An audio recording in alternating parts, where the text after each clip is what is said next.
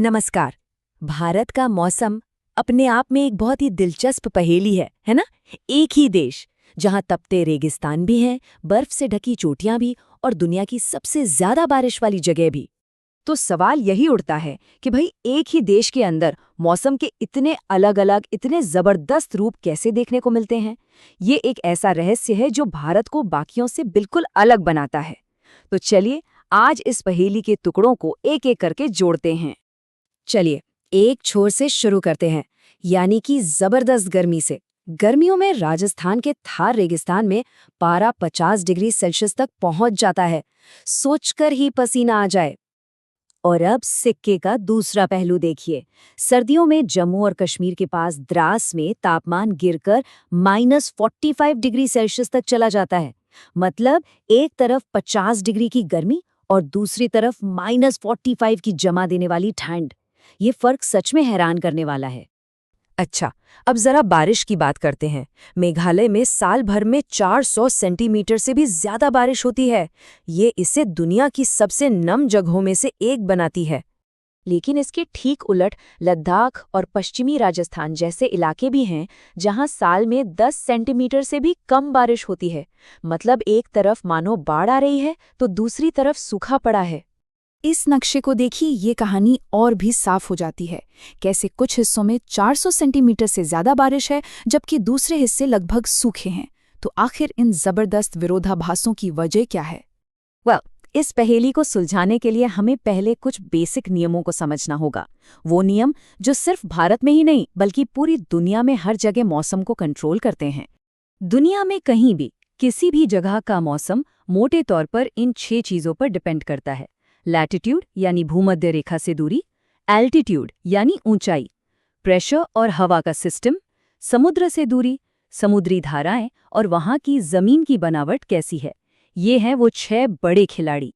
तो चलिए अब इन ग्लोबल रूल्स को भारत के यूनिक नक्शे पर रखकर देखते हैं कि यहाँ ये कैसे काम करते हैं। सबसे पहली चीज है लैटिट्यूड। कर्क रेखा यानी ट्रॉपिक ऑफ कैंसर भारत के लगभग बीच से गुजरती है। इसकी वजह से देश 2 क्लाइमेट जोन में बंट जाता है। दक्षिणी हिस्सा ट्रॉपिकल कहलाता है और उत्तरी हिस्सा सब ट्रॉपिकल। ये हमारे मौसम की कहानी का बेस है। अब आती है एक बहुत ही दिलचस्प बात, ऊंचाई का असर। उत्तर में जो हमारा विशाल हिमालय है वो एक दीवार की तरह खड़ा है। ये इस सेंट्रल एशिया से आने वाली बर्फीली ठंडी हवाओं को भारत में घुसने से ही रोक देता है। इसीलिए उसी लैटिट्यूड पर बसे दूसरे देशों के मुकाबले हमारी सर्दियां उतनी कड़ाके की नहीं होती। और अब आते हैं सबसे अहम पॉइंट पर, प्रेशर का खेल। गर्मियों में भारत की जमीन समुद्र के मुकाबले कहीं ज्यादा गर्म हो जाती है। इससे जमीन पर लो प्रेशर और समुद्र पर हाई प्रेशर बनता है। नतीजा, हवाएं नमी लेकर समुद्र से जमीन की तरफ दौड़ती हैं। सर्दियों में इसका ठीक उल्टा हो जाता है। जमीन ठंडी होती है, वहां हाई प्रेशर बनता है और हवाएं जमीन से समुद्र की ओर चलने लगती हैं। हवा की दिशा का ये जो सालाना उलटफेर है ना, बस यही है हमारी कहानी का हीरो। और हमारी कहानी का वो हीरो है, जी हाँ, ताकतवर मॉनसून। ये सिर्फ बारिश नहीं है, ये वो सबसे बड़ी ताकत है जो भारत के मौसम की पूरी कहानी लिखती है। वैसे मॉनसून शब्द आया है अरबी के मौसम से, जिसका सीधा सा मतलब है मौसम। तो असल में ये हवा की दिशा में होने वाला एक सीजनल बदलाव है। ये सिर्फ बारिश का मौसम नहीं, बल्कि हवा के पैटर्न का पूरा बदलना है। अब देखिए, भारत में मॉनसून की एंट्री भी बड़े स्टाइल में होती है। एक नहीं बल्कि 2 रास्तों से। एक ब्रांच अरब सागर से उठकर पश्चिमी तट के साथ साथ आगे बढ़ती है और दूसरी बंगाल की खाड़ी से आकर असम पहुंचती है और फिर पहाड़ों से टकराकर गंगा के मैदानों की तरफ मुड़ जाती है। ये दोनों मिलकर पूरे देश को तर कर देती हैं। और मॉनसून का ये आना जाना ही पूरे साल को 4 अलग-अलग मौसमों में, या कहिए कि लय में बांट देता है। भारत का पूरा कैलेंडर मानो इसी एक घटना के इर्द गिर्द घूमता है। ये हैं भारत के 4 मुख्य मौसम। नवंबर से फरवरी तक सर्दी का मौसम, फिर मार्च से मई तक तपाने वाली गर्मी, और फिर जून से सितंबर तक मॉनसून का राज यानी बारिश। और आखिर में अक्टूबर नवंबर में मॉनसून की विदाई, जो एक ट्रांजिशन का दौर होता है। मॉनसून के आने से ठीक पहले उत्तर भारत की एक अपनी पहचान है, लू।